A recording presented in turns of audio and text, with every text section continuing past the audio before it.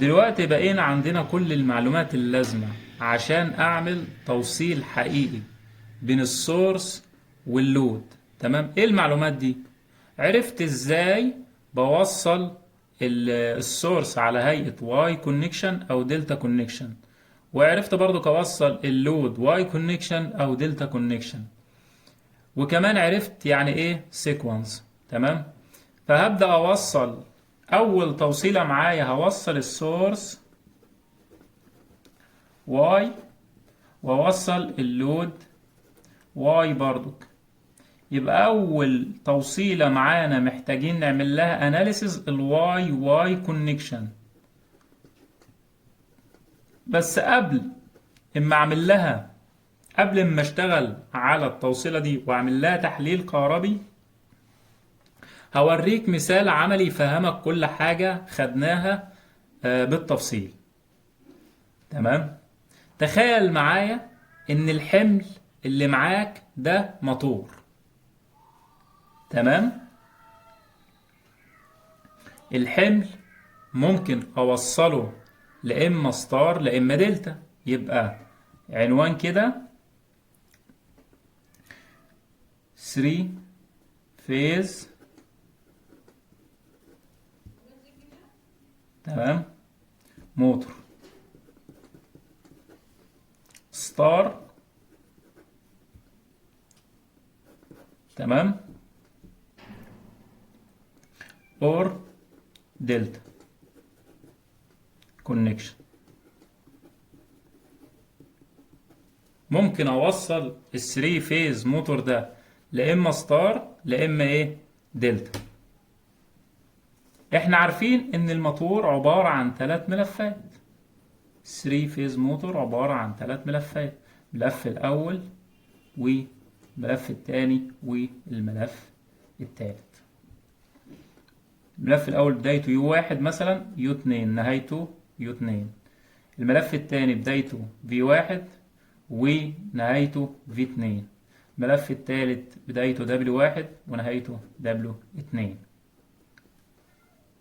ببدأ أنا كمصنع أروح جاي لافف ال3 ملفات على الستيتور. تمام، واخد الأطراف بتاعة ال3 ملفات دي اللي هي بداية ونهاية كل ملف، واحطها في حاجة في الموتور اسمها التيرمينال بوكس أو الروزيتا بتاعة الموتور. الروزيتا دي عبارة عن إيه؟ عبارة عن صندوق كده، وبخرج عليه ال6 أطراف بتاعة ال3 ملفات اللي معايا بداية ونهاية كل ملف. آدي الروزيتا بتكون شكلها كده. دي بداية الملف الأول ونهايته كده مقص، هيئة إيه؟ شكل مقص.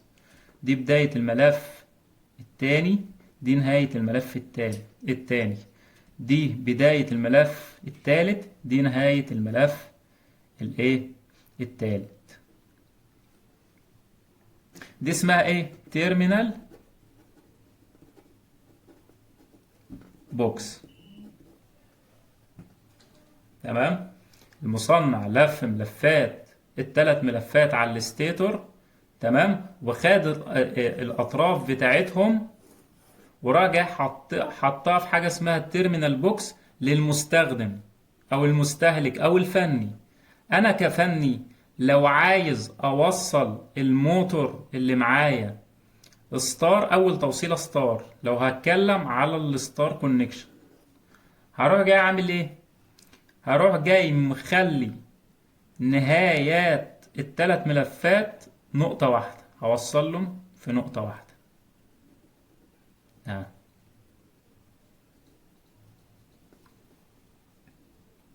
تمام، واسيب اليو واحد والبدايات كل ملف مفتوحة. تمام، يعني لو هرسم الروزيتا كده،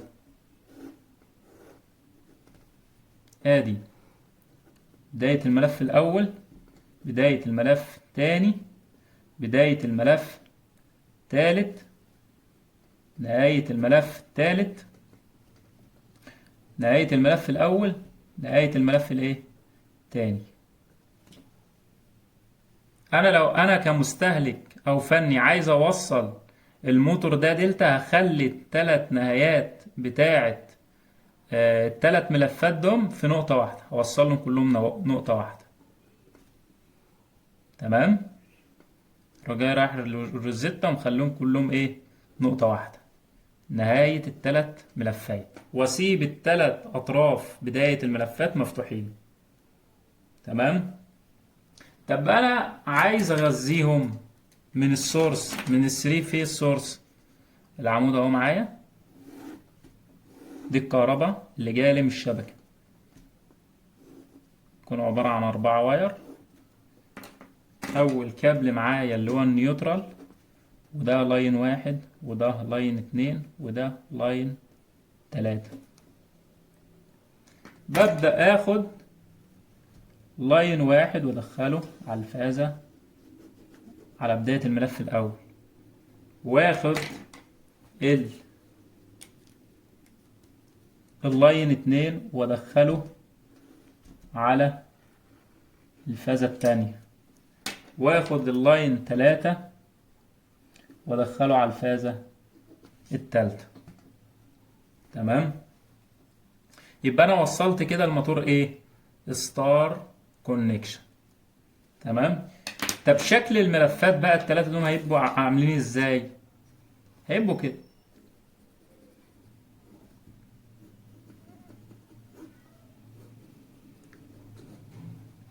انا وصلت التلات نهايات الملفات في نقطة واحدة، يعني ديت لو دي الملف الاول بدايته يو واحد ودي يو اتنين، ده الملف التاني بدايته في واحد نهايته في اتنين، ده الملف التالت بدايته دبليو واحد ونهايته دبليو اتنين.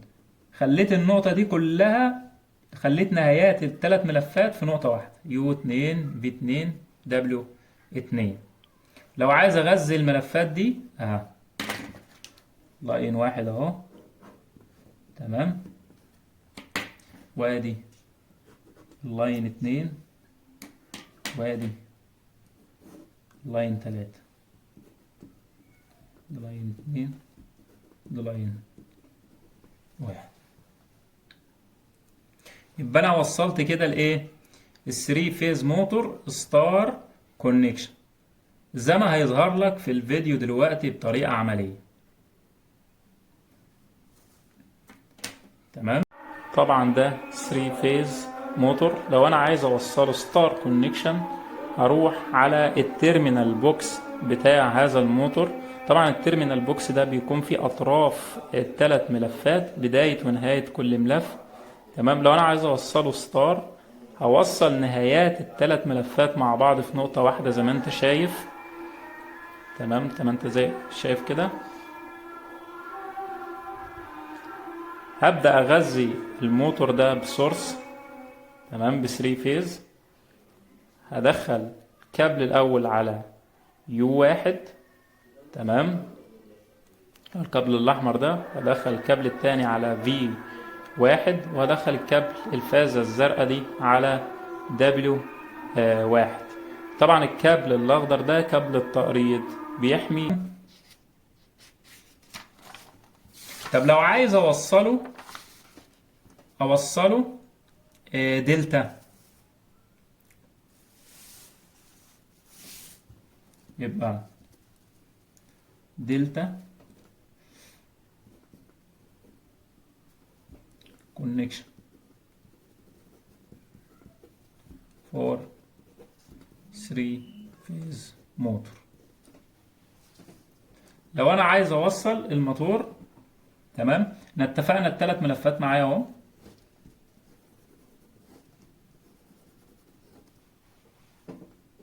ده الملف الاول بدايته يو واحد نهايته يو اتنين، في واحد في اتنين.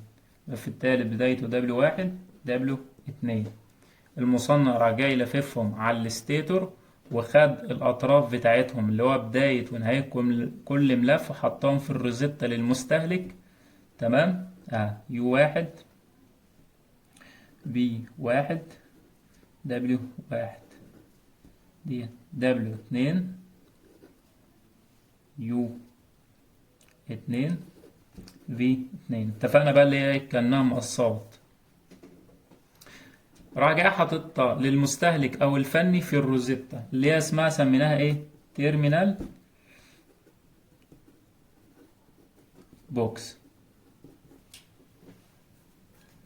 انا كمستهلك لو عايز او فني عايز اوصل الموتور ده دلتا، هروح جاي رايح فاتح الروزيتا بتاعة الموتور، تمام، واي واحد دبليو ان في واحد دبليو واحد واتنين في اتنين. هوصل بداية ونهاية كل ملف مع بعضه كده. هخلي دول نقطة واحدة، وهخلي دول نقطة واحدة، وهخلي دول نقطة ايه؟ نقطة واحدة. هوصل نهاية كل ملف ببداية الملف اللي بعده، تمام. طب لو عايز اغذي الموتور ده اهو من الكهرباء اللي بره، ادي البرج بتاعي او العمود الكهربي، دي التيرمينال بوكس، تمام. ده العمود الكهربي اللي هو بتاع الشبكة، يكون فيه 4 كيبل. أول خط بيكون نيوترال، وده ال1 لاين 2 لاين 3. هروح جاي ساحب كابل 3 فيز، تمام. هدخل اللاين 1 على النقطة اللي هي دي، وأدخل اللاين 2 على النقطة دي، وأدخل اللاين 3 على النقطة دي. يبقى أنا كده وصلت الإيه؟ الثري فيز اندكشن موتور أو ثري فيز موتور بإيه؟ بدلتا كونكشن. طب شكل الملفات هيبقى عامل إزاي؟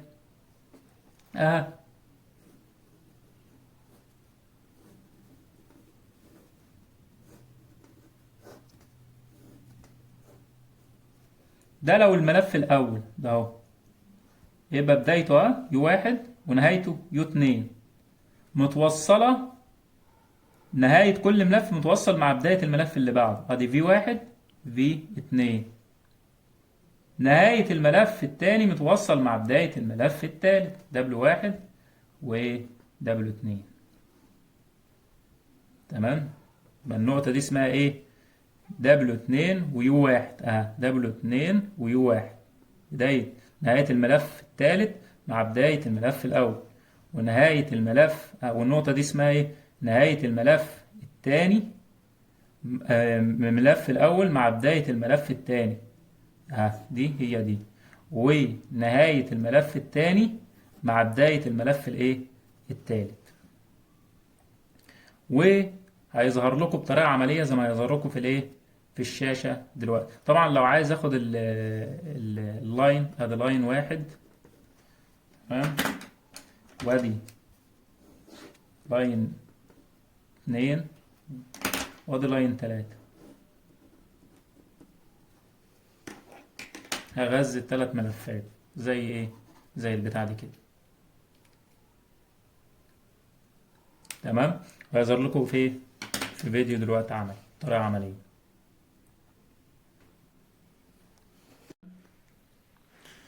دلتا كونكشن بنوصلها ازاي؟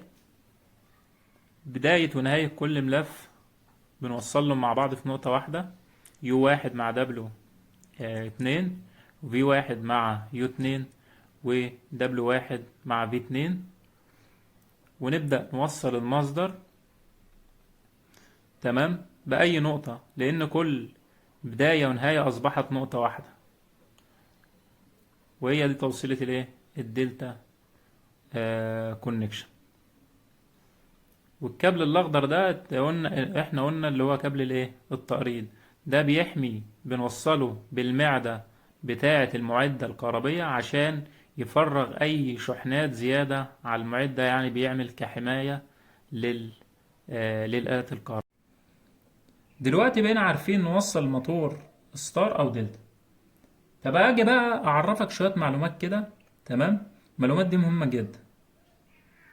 في معلومة كده قلناها او حاجة قلناها، انا واثق ان كتير منكم مش عارفها بالتفصيل، اللي هو السيكونس. ايه الفرق بين السيكونس وان انا اوصل الموتور ستار او دلتا؟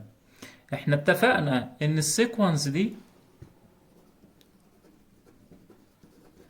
الطريقة اللي المصنع بيلف بيها ملفات الموتور او الجنريتور. مش فاهم، افسر لك. انا معايا 3 فيز موتور مثلا، او 3 فيز جنريتور. الاتنين دول عبارة عن ايه؟ عن 3 ملفات.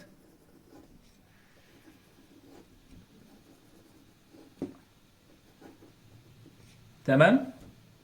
ملف اسمه A، وملف اسمه B، وملف اسمه C. بداية يو واحد مثلا، يو اتنين، يو واحد، في اتنين، دبليو واحد، دبليو اتنين.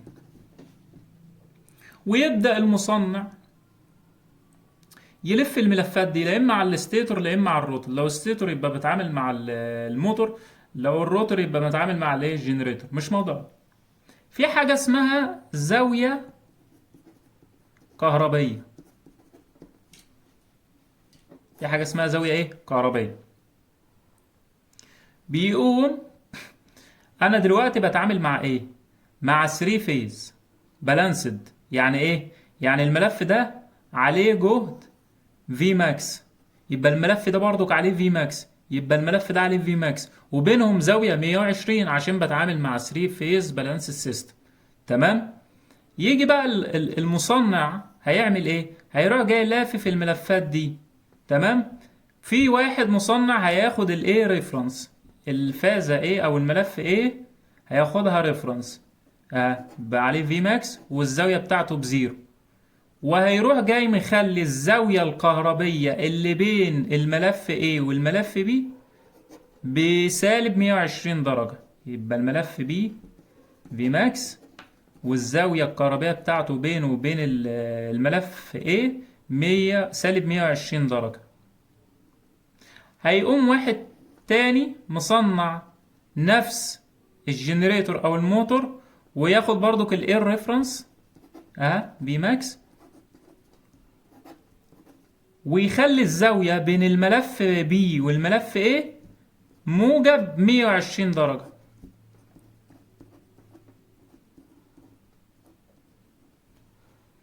يبقى اللي خلى الزاوية بين الملف A والملف B بماينس 120 درجة ده عمل ايه؟ ده صنع الموتور او الجنريتور بالبوزيتيف سايكل، بالبوزيتيف سيكونس A B C. طب اللي خلى الزاوية بين الملف A والملف B للجنريتور او الموتور بموجب 120، ده خلاها كده في الايه، في النيجاتيف سيكونس اللي هي ACB. يعني من الاخر السيكونس حاجة خاصة بالتصنيع.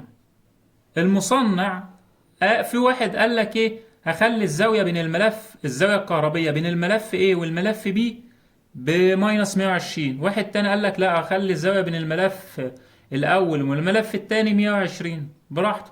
يبقى السيكونس ده مفروضة على المستهلك أو الفني. تمام؟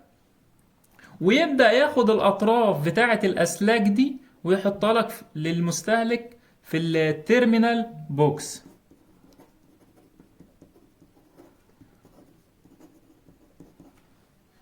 اللي هي هتكون كده.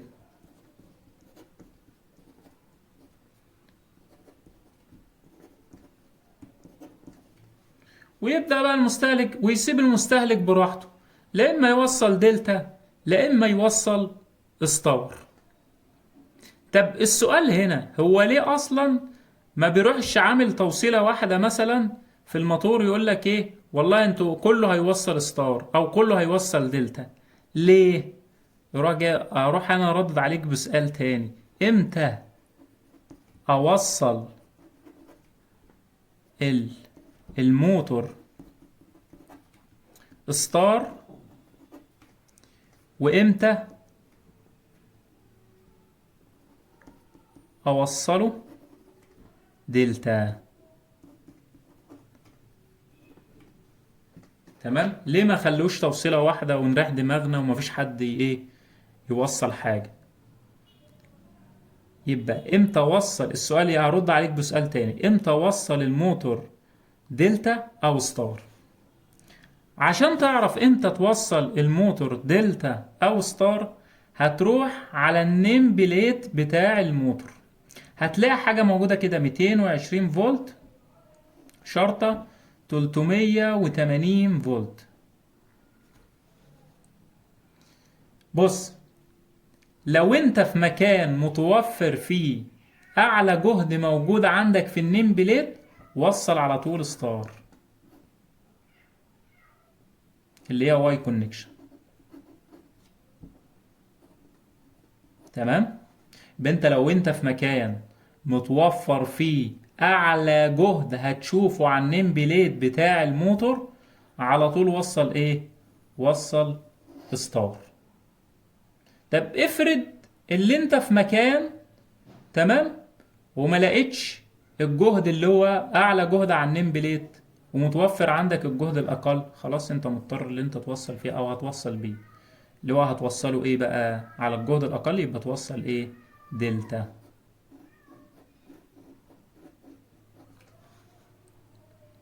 تمام. طب هو ايه الفرق اصلا؟ ايه الفرق بين الدلتا، توصيل الدلتا والستار؟ هنا الجهد 380، يعني التيار اقل. يعني مثلا لو التيار بتاع ال 380 دوم الفول لود كارنت مثلا ب 4 امبير، اكيد في ال 220 الفول لود كارنت اكيد اعلى من الاربعة، مثلا ب 6 امبير. في مرحلة كده في الموتور اسمها الستارتنج ايه كارنت، وهتحسها. يعني انت مثلا لو قاعد في بيت وقمت مشغل الموتور، هتلاقي اللمط بتاع البيت كده اللي هي شرزت او اضاءتها قلت. ده من ايه؟ لان الموتور اثناء او الثانيه اللي بيعمل فيها ستارتنج بيسحب 5 اضعاف الفول لود كارنت. يعني تخيل اللي انت مثلا موصل الموتور بتاعك ستار على 380 فولت، الفول لود كارنت ب 4 امبير، تمام. اثناء عملية الستارتنج بتاع الموتور هيسحب 5 في 4 بكام؟ ب20 امبير، ده في لحظة الستارتنج. تمام. طب لو انت موصل دلتا، اضرب بقى 6 في 5 بكام؟ ب30، هيسحب 30 امبير. يعني تيار اعلى، يعني ممكن يسخن الموتور ويحرق ملفات الموتور اثناء ايه؟ اثناء الستارتنج. تمام. عشان كده بنفضل توصيل المواتير على الستار لو متوفر عندك الايه، اعلى جهد على النيم بليت بتاعك. تمام. طب في توصيلة تانية بتحل مشكلة موضوع الستارتنج كارنت، دي اسمها دلتا ستار. تمام. او ستار دلتا، اللي انا ستار دلتا دي نبقى نشرحها في وقت تاني. وشكرا.